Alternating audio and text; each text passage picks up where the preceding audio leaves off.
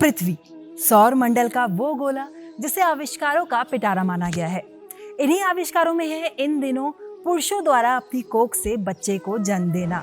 नमस्कार, मेरा नाम है मनीषा रावत और आप देख रहे हैं मिस्टीरियस फैक्ट्स बाय मनीषा। इस चैनल के माध्यम से हम आपके समक्ष कई सारी ऐसी जानकारियां लेकर के आते हैं जिनके बारे में शायद ही आपको मालूम होगा। तो अगर आप भी जिज्ञासुक हैं और इंटरेस्टिंग फैक्ट्स जानने के इच्छुक हैं तो जल्दी से हमारे चैनल को सब्सक्राइब कर ले। आज जिस वाक्य के बारे में हम बात करने वाले हैं वो है रघुवंश के समय का, जहां किसी रानी ने नहीं बल्कि एक राजा द्वारा अपनी कोख से अपने कुल के वंश को जन्म दिया गया।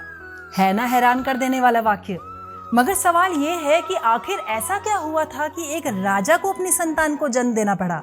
इस वाक्य का वर्णन रामायण के बालकांड में किया गया है। रघुवंश कुल की उत्पत्ति ब्रह्मा जी के पुत्र मरीचि से हुई थी। इस कुल को रघुवंश नाम दिया गया था गुरु वशिष्ठ द्वारा, जिसके बाद रघुवंश बढ़ता चला गया। पीढ़ी दर पीढ़ी राजा बदलते चले गए और इन्हीं राजाओं में एक हुए राजा इक्ष्वाकु। राजा इक्ष्वाकु ने ही अयोध्या को अपनी राजधानी बनाया और इक्ष्वाकु वंश स्थापित किया।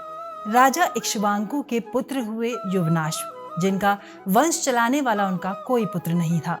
कोई पुत्र ना होने के कारण राजा बहुत विचलित रहने लगे, जिसके बाद राजा ने अपना संपूर्ण राजपाट त्याग दिया और जंगल में तपस्या करने चले गए।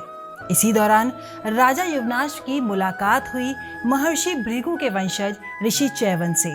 ऋषि चैवन द्वारा राजा को पुत्र प्राप्ति हेतु इष्टि यज्ञ रखा गया। इस यज्ञ के समापन के बाद राजा ने एक मटके में जल भरा और उसे अभिमंत्रित किया। इस अभिमंत्रित जल को राजा की पत्नी द्वारा ग्रहण किया जाना था ताकि वह गर्भ धारण कर सके। यज्ञ इतना लंबा चला कि यज्ञ में शामिल होने वाले सभी गण बेहद थक गए और गहरी निद्रा में सो गए।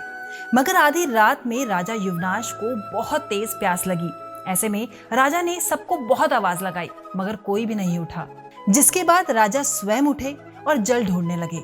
इधर उधर बहुत जल ढूंढने के बाद राजा को एक कलश में जल दिखाई दिया, जिसके बाद बिना एक क्षण गवाए राजा ने उस जल को ग्रहण कर लिया।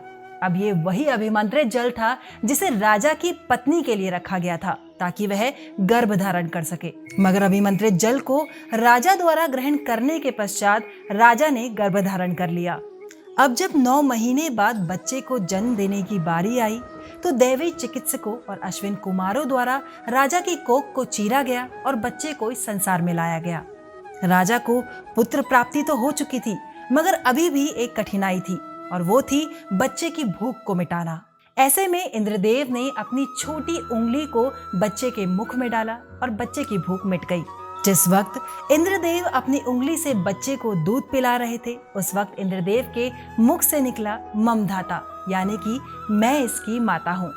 इंद्रदेव के ऐसा कहने के बाद इस बच्चे का नाम पड़ा ममधाता या मानधाता। तो कैसी लगी आपको ये जानकारी, हमें कमेंट करके जरूर बताइएगा। जानकारी अच्छी लगी हो तो इसको ज्यादा से ज्यादा लोगों तक पहुंचाएं। धन्यवाद।